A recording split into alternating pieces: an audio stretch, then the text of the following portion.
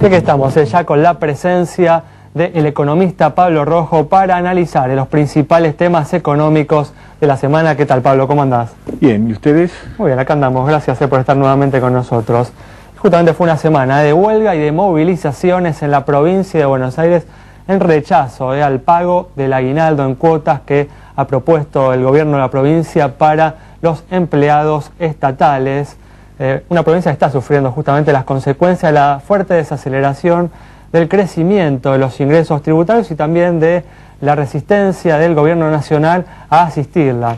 Justamente a partir de esta resistencia viene mi primera pregunta. Pablo, ¿crees que el gobierno está comportándose adecuadamente, no asistiendo a la principal provincia del país? No, yo creo que la provincia de Buenos Aires está muy penalizada en lo que se refiere al reparto de fondos. Es una provincia que globalmente genera más del 35% de la riqueza de la Argentina y cuenta con aproximadamente el 20% de los recursos que se coparticipan. Es una de las provincias que tiene mayor número de pobres. Durante los años 90 se compensaba ese desajuste de la coparticipación federal con el fondo del conurbano, que permitió financiar grandes obras durante mucho tiempo. Déjame una pregunta, porque justamente tendría sentido, ¿no?, esa desigualdad en la redistribución de los ingresos públicos entre las provincias, si la provincia de Buenos Aires fuera realmente una provincia rica que está aportando fondos a las provincias pobres, ¿no? Pero la provincia de Buenos Aires, como bien decís, es la que tiene, digamos, la mayor cantidad de pobres del país. Efectivamente, es la que tiene la mayor... Es decir, se pensó la coparticipación federal como un sistema dentro del cual existiera cierta redistribución de los ingresos, de las provincias más ricas en favor de las provincias más pobres o más atrasadas. Eso con el tiempo ha quedado desvirtuado. Por ejemplo, la provincia de Santa Cruz, que es una provincia muy rica, cobra regalías petroleras, tiene muy pocos habitantes, percibe una parte de coparticipación federal que es infinitamente superior a la proporción de habitantes que tiene. No es difícil entender los motivos, ¿no? No es difícil entender los motivos. Y lo contrario le pasa a la provincia de Buenos Aires. Y en la provincia de Buenos Aires hay efectivamente una gran concentración de población que está por debajo de los niveles de vida decentes. Hubo rumores, Pablo, de que justamente a raíz de lo que le ocurre a la provincia de Buenos Aires pueden regresar las cuasimonedas, la vieja época de los patacones. ¿Ves esto como una posibilidad? Hay efectivamente un potencial riesgo porque no solamente la provincia de Buenos Aires tiene dificultades financieras, también otras provincias importantes, Córdoba, Santa Fe, tienen serias restricciones en esa materia. Yo no sé si estamos en el punto en el cual las administraciones de esas provincias decidan emitir cuasimonedas, pero si la dinámica de los hechos continúa en el mismo sentido, podríamos estar confrontados a esa situación en algunos meses. De todas formas, ¿no?, como decía algún economista, la situación hoy es muy distinta a la de los 90, en la que había realmente problemas de liquidez por las restricciones del propio programa de convertibilidad, ¿no? Justamente ahora que hay una gran libertad para emitir billetes, ¿no tendría, digamos, cierta inconsistencia emitir cuasimonedas, además de una masa monetaria que crece al 34% anual? No, bueno, pero el punto es que cuando se emitieron las cuasimonedas no era por iliquidez de la economía, sino por crisis fiscal de las provincias. Es decir, las cuasimonedas se emitían para utilizar esos instrumentos para pagar proveedores, salarios, etcétera. Y se les daba algún curso forzoso porque servían para cancelar impuestos de esas provincias. Entonces siempre había alguien que tenía que pagar impuestos en la provincia de Buenos Aires y entonces compraba esos patacones en el mercado y después iba y los utilizaba para pagar ingresos brutos, impuesto inmobiliario, etcétera. Podemos estar potencialmente confrontados en algunos meses a que algunas provincias, si la situación fiscal no cambia, se vean obligadas a emitir ese tipo de instrumentos, simplemente porque no van a tener otra manera para hacer frente a obligaciones salariales o con proveedores. Tampoco se puede, por ejemplo, dilatar el pago de los proveedores de las provincias indefinidamente sin generar un enorme daño en la economía, ¿no? Sería igual, eso tendría un costo político muy grande para el gobierno nacional, ¿no? Una emisión de cuasimonedas de las distintas provincias. Yo creo que tendría costos para todos, para la provincia que los emite, para el gobierno nacional y para la economía en general.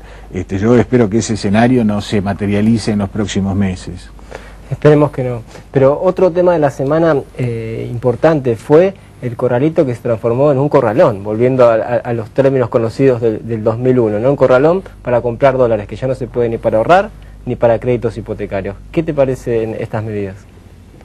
Bueno, el problema es que no hay dólares suficientes en la economía para... Si la Argentina no genera suficientes dólares para atender toda la demanda de dólares que viene de las importaciones, del pago de la deuda externa en dólares y de las necesidades que el público tiene, ya sea para atesorar o para financiar operaciones o para hacer operaciones inmobiliarias. ¿Por qué los dólares escasean en un mundo donde la liquidez es impresionante? Yo creo que básicamente por dos razones. Una, porque hay sectores de la economía donde la subinversión crónica generó una explosión de importaciones. Como por ejemplo el sector energético, estamos importando 12.000 millones de dólares en energía. Bueno, evidentemente eso está faltando de la bolsa. Y por otra parte, está claro, yo creo que cada vez más, que el tipo de cambio en Argentina está notoriamente atrasado con respecto a nuestros socios comerciales y al resto del mundo. La Argentina se volvió un país caro, no solamente para los turistas, sino para los exportadores industriales, etcétera. Y eso está generando una restricción cada vez mayor sobre la generación de divisas. Entonces, las divisas faltan.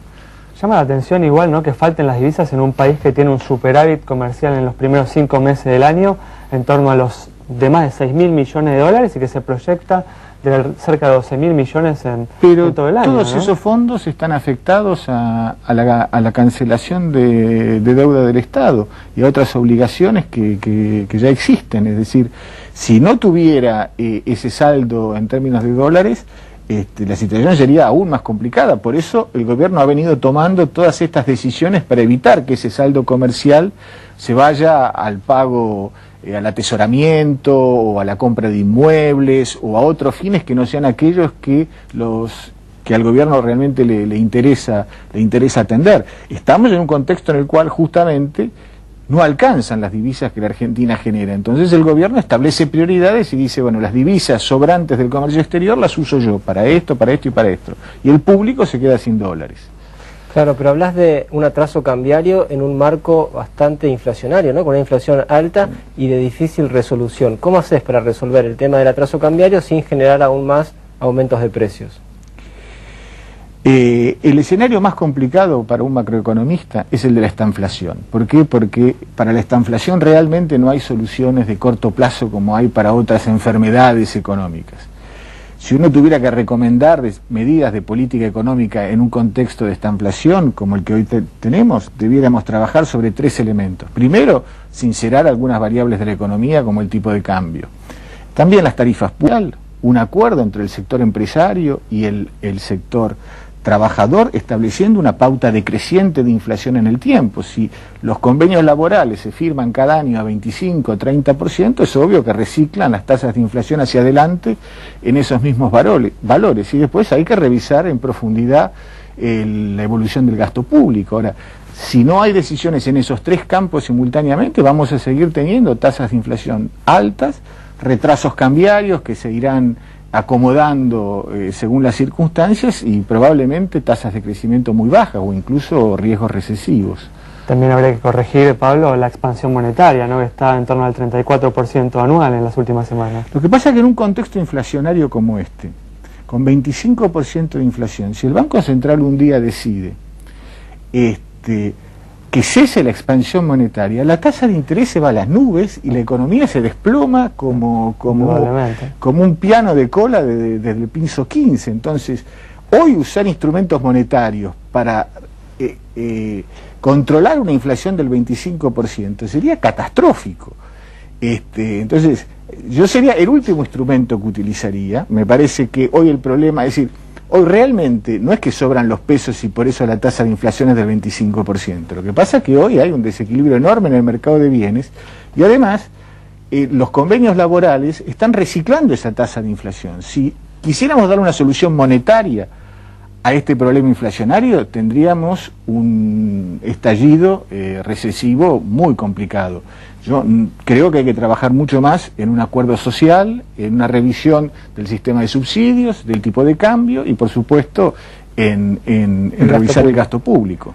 Justamente, Pablo, en las últimas semanas ha habido claros signos, ¿no?, de una desaceleración en la actividad, en el crecimiento de la economía, y el gobierno a partir de esto, justamente en la semana que pasó, anunció una nueva normativa que obliga a los bancos a prestar, ¿no?, el 5% de los depósitos en préstamos a la inversión. ¿Estás de acuerdo con esta iniciativa? Acá hay dos cuestiones. La primera es razonable que la política de cualquier banco central en el mundo atienda a que exista un cierto equilibrio entre el crédito al consumo y el crédito a la producción. Porque si se fomenta mucho el crédito al consumo y no el crédito a la producción, se produce una distorsión en la economía, que puede generar tensiones inflacionarias. Y si en sentido inverso se financia demasiado la producción y muy poco el consumo, se puede generar una situación en la cual sobren bienes y haya deflación, etc. Entonces todos los bancos centrales tienen instrumentos de distinto tipo por los cuales, o a través de los cuales, tratan de equilibrar el crédito para el consumo y el crédito para financiar capital de trabajo, inversiones y el crédito que va a las empresas. Entonces, desde ese punto de vista, que el gobierno esté, o el Banco Central esté preocupado por esa situación, es razonable, y yo soy favorable a que los bancos centrales busquen equilibrio entre los fines del crédito. Con respecto a la medida en particular, si es correcta técnicamente, si va a generar los resultados que se buscan, etcétera, esa es otra discusión y realmente no he tenido todavía la oportunidad de analizarla en detalle. Y por otra parte, más allá del detalle, hay que ver también si su instrumentación en el tiempo obtiene los resultados que se buscan. Bueno, pero no ves, por lo menos por ahora, riesgos de solvencia en el sistema financiero por esto, ¿no? Por, digamos, meter la mano en los depósitos de los bancos.